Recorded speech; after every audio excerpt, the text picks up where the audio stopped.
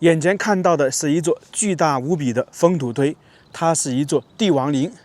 这一座帝陵的修建开创了中国很多历史，它是中国封建社会单体陵墓修建时间最长的一座，花费了53年，也是西汉时期规模最大的一座帝陵，同时呢，也是西汉花费钱财最多的一座帝陵。这一座陵墓的主人就是我们迷人的老祖宗汉武帝刘彻。大家好，我是秋平，我现在来到了陕西的杏平，我身后呢就是汉武帝刘彻的茂陵。关于汉武帝这个人，大家非常熟悉了，秦皇汉武，唐宗宋祖，他也可以称之为是千古一帝。今天呢，我们就来看一看他的陵墓，以及呢讲一讲汉武帝刘彻的故事。这一座陵墓呢，之所以叫茂陵，是因为当时它的地方呢叫茂乡，于是呢就叫茂陵。这是茂陵的入口，门票是75块钱，还可以看旁边的茂陵博物馆以及呢霍去病墓。现在呢有一个关中的年卡，也是包括好多地方。我是买了一张啊，因为陕西这边可看的还是挺多的。我们先在门外看一下这个封土，规模是非常巨大呀。这算是汉武帝陵墓的一个复原图，闪闪发光的是它的封土堆，旁边呢还有很多陪葬墓以及一些外长庚。我们之前看李世民的陪葬墓大概有190多座，而汉武帝的陪葬墓呢也有100多座，算是古代封建社会第2多陪葬墓的皇帝。其中非常有名的卫青、霍去病就安葬于茂陵的东侧，这2个人大家非常熟悉了。还有我们熟知的霍光等一些大臣都是陪葬在茂陵。等一下霍去病墓和卫青墓我们都要去看一下，那里呢就是茂陵博物馆。整体看这座陵墓规模是非常大，非常震撼的。茂陵呢也是全国第1批重点文物保护单位。我们现在离封土很近了，在2000多年前，这一块是绝对的核心，外人是绝对进不来的。估计当时后面的皇帝要来这里祭祀，都不会来到这个核心区域。就像我们去明清的帝王陵看的话，他们祭祀一般到享殿就结束了，后面就不往前走了。那在这里呢，在当时同样有一个祭祀区。我猜想啊，祭祀的话，最多可能就到达我们这一块，就再也不往前走了。只是说，经过2000多年，这座陵墓呢，很多地面建筑啊都被损毁了。那我们就可以到达那个封土的下面看，在几十年前还能够爬到封土的顶端。越往前走，越能觉得这个封土堆震撼了。现在残高是48.6米，那么我猜想，当时建造时候绝对是有50多米，陆地上有50多米，那个下面呢有将近30米，那整体的话差不多100来米啊。想一想，那个时候要修建100来米的建筑，得花费多少钱两，多少人，不得了啊！那这一块呢是阙楼遗址，这边是南门的阙楼。这座陵墓啊，并不是坐北朝南，和我们看到的唐朝或者后面陵墓是不一样的，它是坐西朝东。西汉的陵墓都是坐西朝东。据说目的呢是为了震慑天下，本身陵墓修建的越大，就代表你这个王朝实力越强嘛，那其他人不敢打主意。另外一种呢是当时汉朝的都城在长安，算是靠近西部，而中原地区或者是出了函谷关那一带呢，有很多诸侯王，那把陵墓修成坐西朝东呢，就是为了震慑他们。所以我们经常说，一个王朝实力比较强大，鼎盛时期，它的陵墓修建的是非常大的。这个阙楼还挺大的，这是阙楼遗址，在陵墓的话都能有啊，一般是三出阙，三出阙只有帝王才有的。大家如果想看复原的话，可以去汉武帝的父亲汉景帝的阳陵看一看，那边有。这里有块碑，写的是茂陵汉武帝刘彻之墓，其实应该不完全正确，正确的话应该是在前面。前方这块碑是清代的，也可以说是清代当时考古队队长弄的碑，他就是当时的陕西巡抚毕沅。在陕西这块土地上面，只要是有名的墓啊，都会有他立的碑。汉孝武帝茂陵，完整的是这样的。这主要是由于汉朝是以孝治天下，汉武帝去世之后，他的谥号是叫做孝武皇帝，庙号世宗。那平时呢，我们就说他是汉武帝。你像他的父亲呢，汉景帝，谥号呢是叫做汉孝景皇帝。那汉文帝呢是孝文皇帝。在这里我们得特别说一下汉朝的开国皇帝刘邦，一般我们都说他是叫汉高祖，实际呢不是，他的庙号是太祖，尊号高皇帝。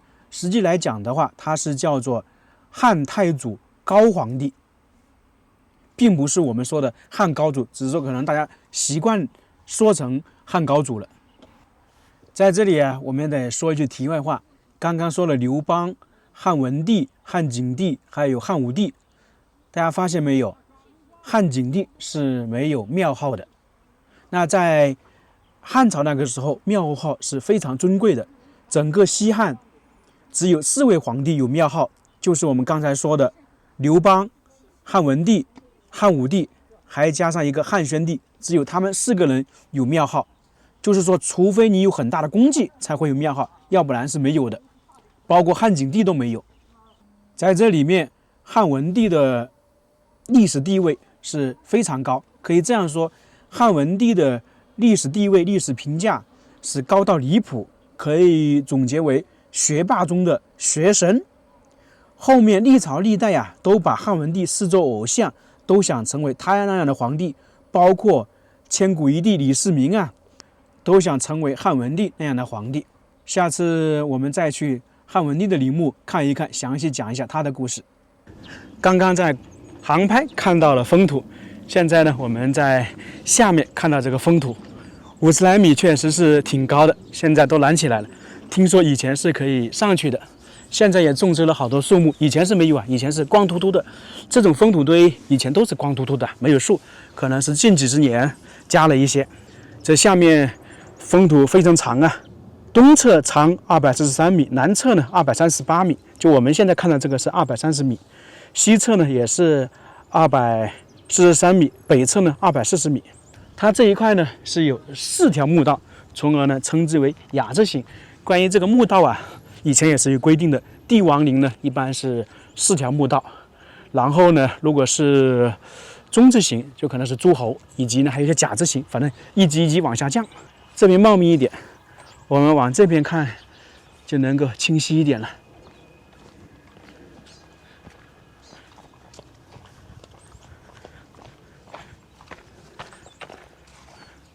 看到没有？那里还有条路，应该是之前有人走上去的。这个黄泥土弄的，这些土可以说是寸草不生。当时修建陵墓的时候，这些土呢都是经过爆炒暴晒的。汉武帝刘彻一生叱咤风云，雄才大略，文治武功，开创了中国第一个大一统的鼎盛王朝。他于公元前140年16岁继承皇位，公元前87年71岁驾崩，执政了54年。在中国古代，他当皇帝的时间也可以排名前列啊。最长的大家都知道是清朝的康熙61年，汉武帝呢是排名第5。刘彻当皇帝54年的时间，大概可以为3个阶段。第一是16岁刚当皇帝，他呢没有掌权，而是被他的奶奶呀窦太后压制他了。后面是窦太后去世了，汉武帝呢才算是掌权了。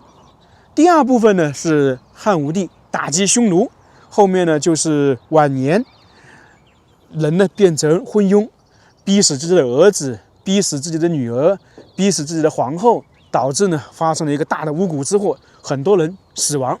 他这一座陵墓啊，是汉武帝登基的第2年就开始修建的。在秦汉时期，那个时候的帝王陵是这样的，一般是皇帝继位之后第2年就开始修建陵墓，直到修建到皇帝去世。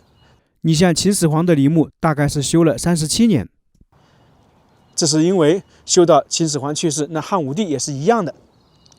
修建时间主要是根据你这个皇帝做了多少年，从而说汉武帝的这座陵墓修建时间是53年，也是中国古代帝王陵单体陵墓修建时间最长的。可能很多人不认同，认为李世民的陵墓修建了100多年，那实际这就是陵园和单体陵墓的区别。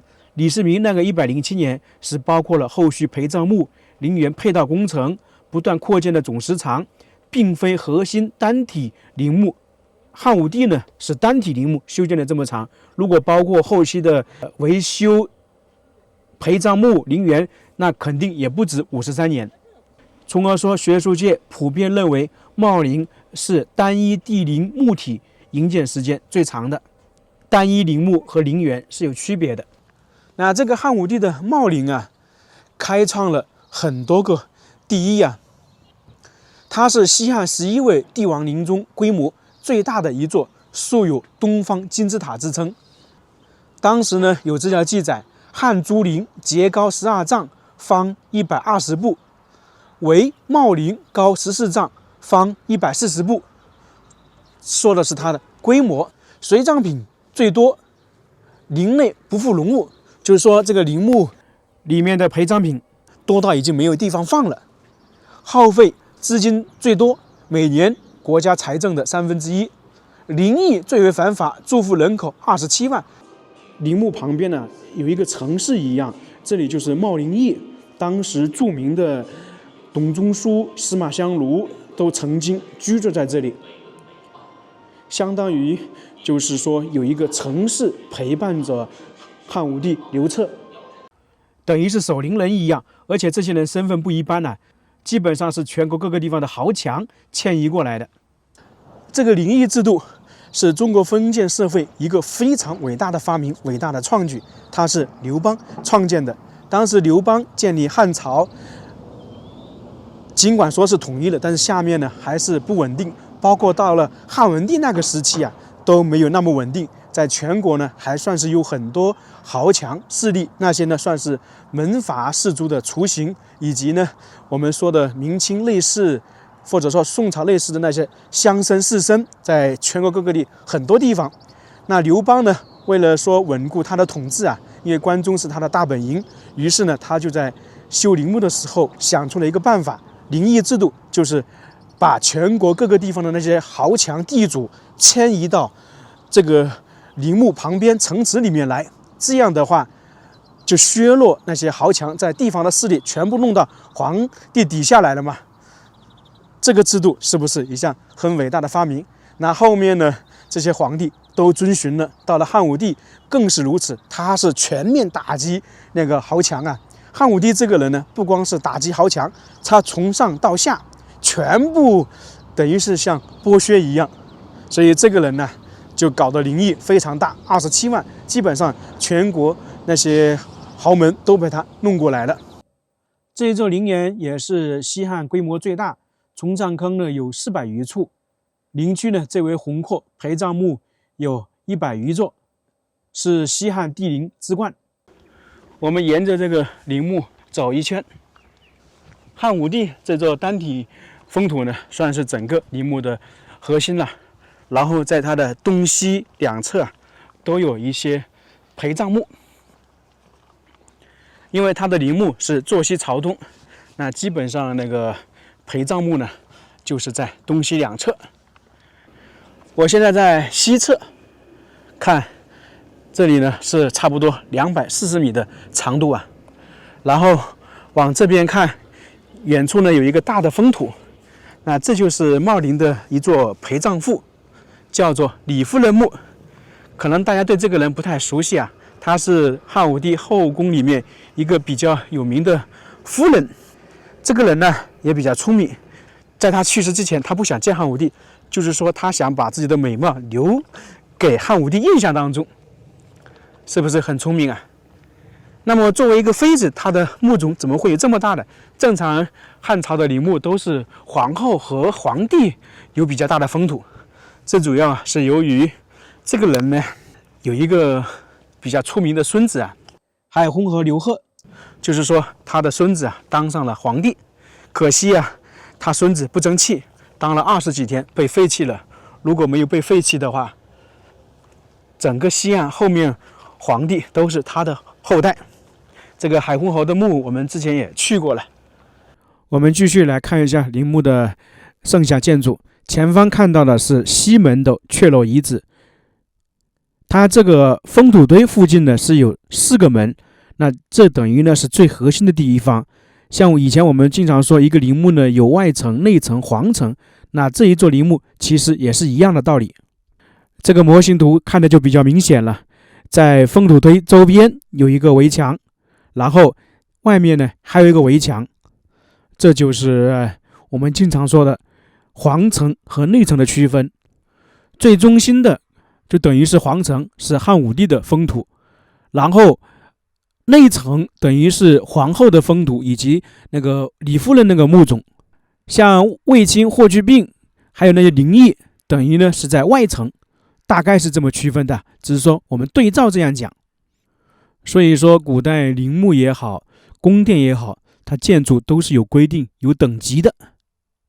那等于我们刚刚看到的阙楼遗址属于皇城的，离封土其实很近的，4个方向都有。这一座陵墓我们说了这么久，有汉武帝的封土，有李夫人的封土，还有我们一开始说的卫青、霍去病的封土，而唯独没有皇后的封土。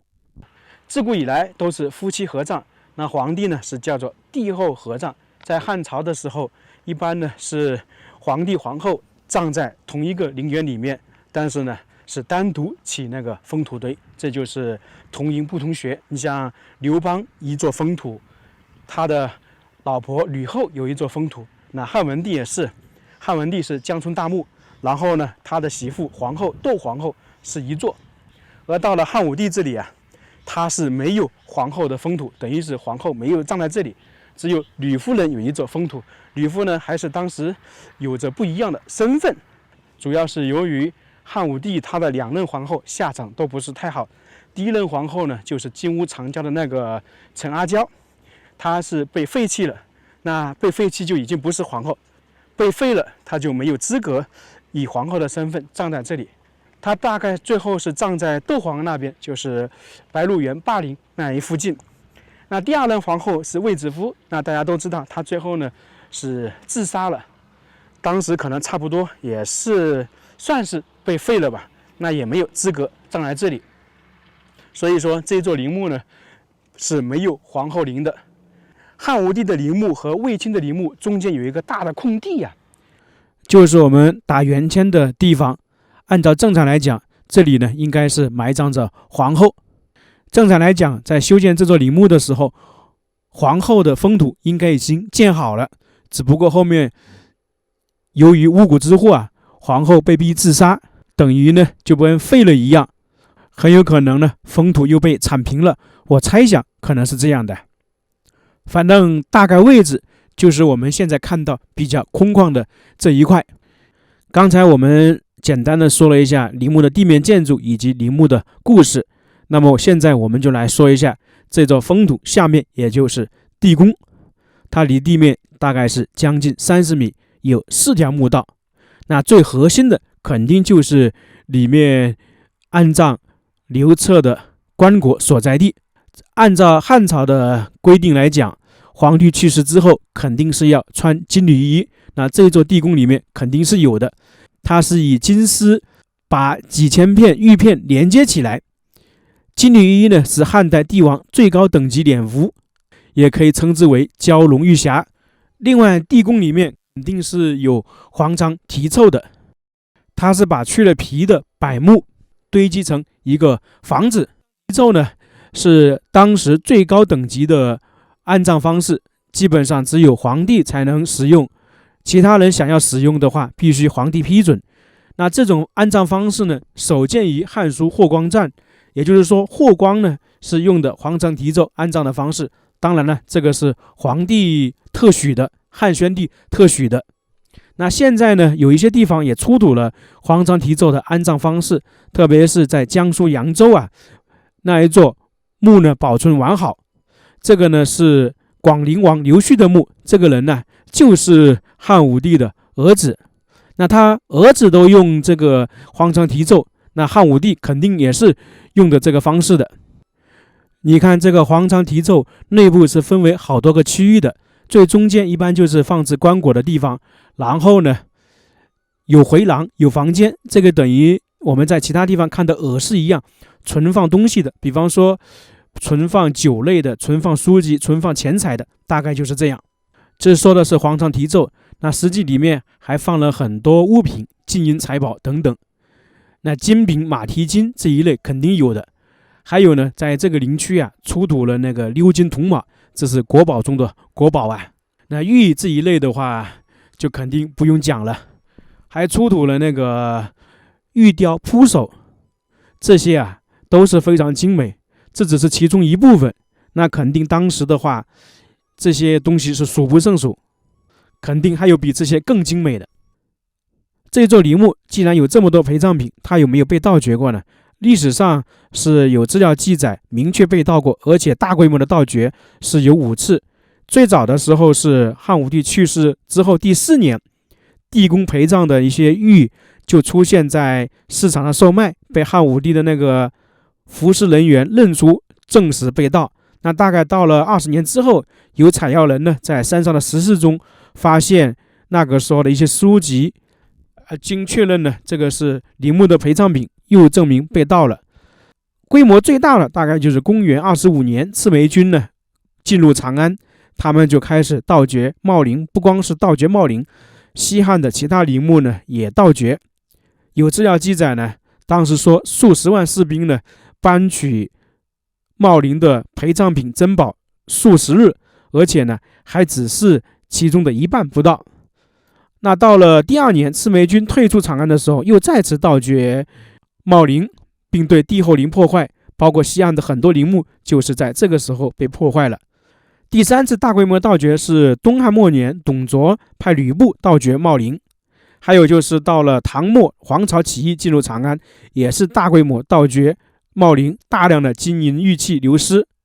近些年呢，考古呢对茂陵进行地质雷达与勘探显示啊，封土上面有多个盗洞，但最深的地方10米，未触及地宫。所以学术界主流判断，这座茂陵的主体结构与核心区域大概率呢是没有被彻底挖掘挖穿，很有可能啊里面的东西还在，很有可能被盗掘的是茂陵的那些外仓坑，核心区域可能还是保存完整。至于内部是否完整呢，我们现在不知道，因为没有开发，只有等日后不知道多少年，假如说这个开放才有可能知道地宫的内部情况。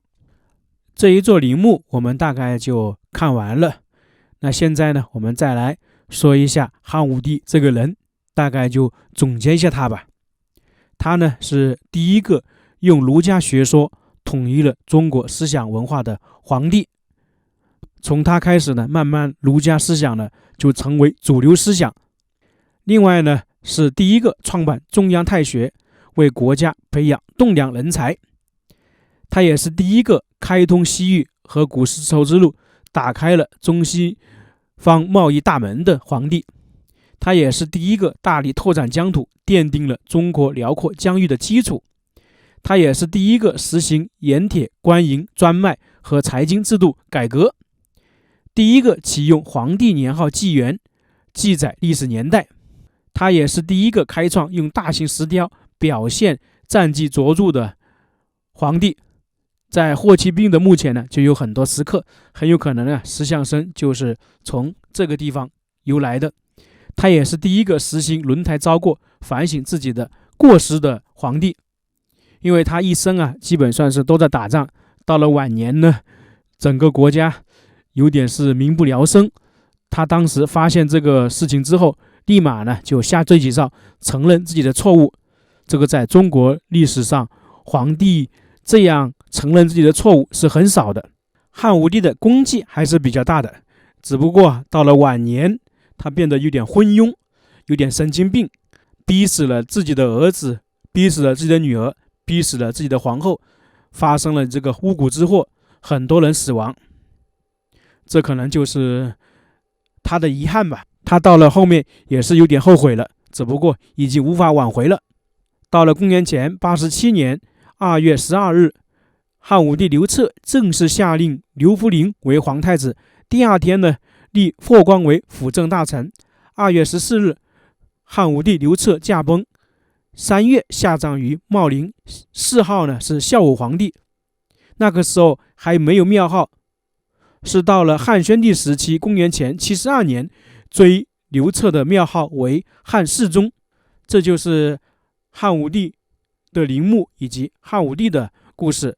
关于汉武帝和卫青霍去病的故事，下次我们去看卫青霍去病的墓，再详细的说一下。因为今天我们主要就是看汉武帝的墓。那今天这个视频就到这里了，非常感谢大家，我们下个视频再见。